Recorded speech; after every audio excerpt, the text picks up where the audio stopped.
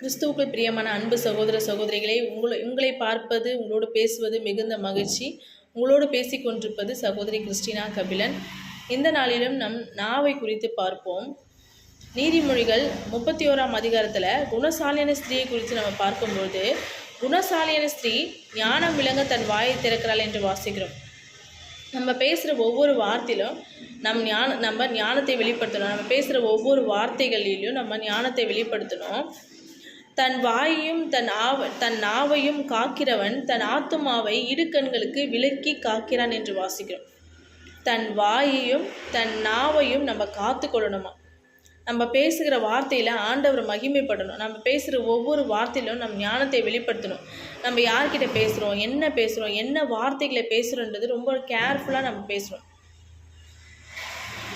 சங்கீதம் 140ஆம் அதிகாரம் 11ஆம் வசனத்தில், பொல்லாத நாவுள்ளவன் பூமியில் நிலைப்பதில்லை என்று வாசிக்கிறோம். நம்மளுடைய நாவு பொல்லாததாக இருக்கக்கூடாது. பொல்லாத நாவுள்ளவன் பூமியில் நிலைக்கவே மாட்டாங்க. பொல்லாத நாவுள்ளவன் பூமியில் நிலைப்பதில்லை.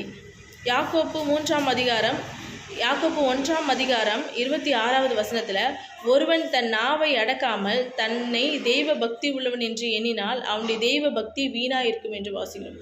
நம்ம என்ன நினச்சிக்கிறோம், நம்ம ரொம்ப தெய்வ பக்தியாக இருக்கிறோம் அப்படின்னு நம்ம நினச்சிட்ருக்கோம். ஆனால் நம்ம நாவை அடக்கலைன்னு சொன்னால் நம்ம முழு தெய்வ பக்தியும் வீண். நாவை அடக்காமல் தன்னை தெய்வ பக்தி உள்ளவன் என்று எண்ணினால் தெய்வ பக்தி வீணாக இருக்கும். அதே மாதிரி துதித்தலும் சபித்தலும் ஒரே வாயிலிருந்து புறப்படுகிறது என்று வாசிக்கிறோம். நம்ம வாயில் நம்ம சபையில் நம்ம துதிக்கிறோம், ஆண்டவரை ஆராதிக்கிறோம். அதே வாயில் அடுத்தவங்களை சபிக்கக்கூடாது. ஒரே ஊற்றுக்கண்ணிலேருந்து தித்திப்பும் கசப்பும், ஒரே கிணத்துல தித்திப்பான தண்ணியும் கசப்பான தண்ணியும் இருக்குமா? இருக்காது. அப்போ நம்ம வாயில் ஆண்டவர் ஆராதிக்கிறோம், அதே வாயில் நம்ம வீட்டுக்கு போயிட்டு அசிங்கமான வார்த்தைகளை பேசுகிறோம், சினிமா பாட்டுகளை பாடுறோம். சர்ச்சுக்கு வந்தால் கிறிஸ்டின் பாட்டு, வீட்டுக்கு போனால் சினிமா பாட்டு. சர்ச்சுக்கு வந்து ஆண்டவருடைய வார்த்தை, வீட்டுக்கு போனால் நம்ம அசிங்கமான வார்த்தைகள். இப்படி இருக்கக்கூடாது. நம்மளுடைய வாயில் நம்மளுடைய வாயையும் தன் நாவையும் அடக்கணும். அடக்கி நம்ம ஆண்டவர் வெளிப்படுத்தணும். நீதிமொழிகள் 11ஆம் அதிகாரம் 12ஆம் வசனம் என்ன சொல்லுதுன்னா, புத்திமானோ தன் வாயை அடக்கி கொண்டிருக்கிறான். நம்ம புத்திமானாக இருக்கிறோன்னா ஃபஸ்ட்டு நம்ம வாயை நம்ம அடக்கணும். புத்திமான் தன் வாயை அடக்கி கொண்டிருக்கிறான். அதே மாதிரி நீதிமொழிகள் 11:30, நீதிமானுடைய வாய் ஞானத்தை பேசும்.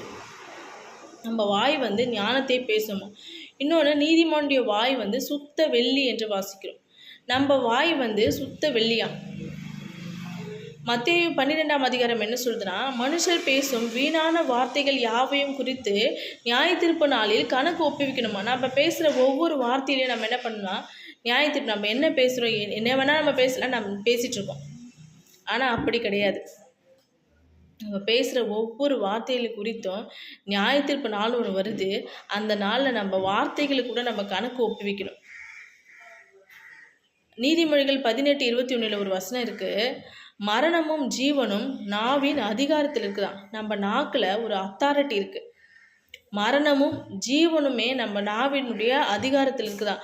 அதனால் இந்த நாவை நம்ம நல்ல விதமாக பயன்படுத்தணும்.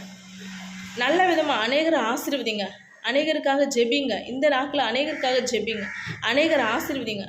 நிறைய பேர் அப்ரிஷியேட் பண்ணுங்கள். இப்படிப்பட்ட ஒரு நல்லதுக்காக நம்ம பயன்படுத்துங்க. அதுக்கப்புறம் நீதிமொழிகள் 31ஆம் வசனம் என்ன சொல்லுதுன்னா, குணசாலியான ஸ்திரீ ஞானத்தை வெளிப்படுத்த ஞானம் விளங்க தன் வாயை திறக்கலாம். அதுபோல் நம்ம ஒவ்வொரு நாளும் நம்ம ஞானத்தோடு இருப்போம், ஞானத்தோடு பேசுவோம், நம்முடைய வாயில் ஆண்டவரை வெளிப்படுத்துவோம், நம்முடைய வாயில் ஆண்டவர் மகிமைப்படட்டும். அசிங்கமான வார்த்தைகளுக்கு நம்ம வாயை இடம் கொடுக்கக்கூடாது. நம்ம நாவை நம்ம அடக்கி நம்ம ஆண்டவருக்கு முழுதுமாக நம்ம ஒப்பு கொடுக்கணும். பொல்லாத நாவுள்ளவன் பூமியில் நிலைப்பதில்லை என்று வாசிக்கிறோம். பொல்லாத நாவுள்ளவர்களாய் நம்ம ஒரு நாள் இருக்கக்கூடாது. நம்ம வார்த்தையில் ஆண்டவர் மகிமைப்படணும். இயேசு இன்றும் ஜீவிக்கிறார். இயேசுவே மெய்யான தெய்வம். இயேசு உங்களை நேசிக்கிறார். ஆண்டவர் தாமே இந்த வார்த்தையை ஆசீர்வதிப்பாராக. ஆமேன்.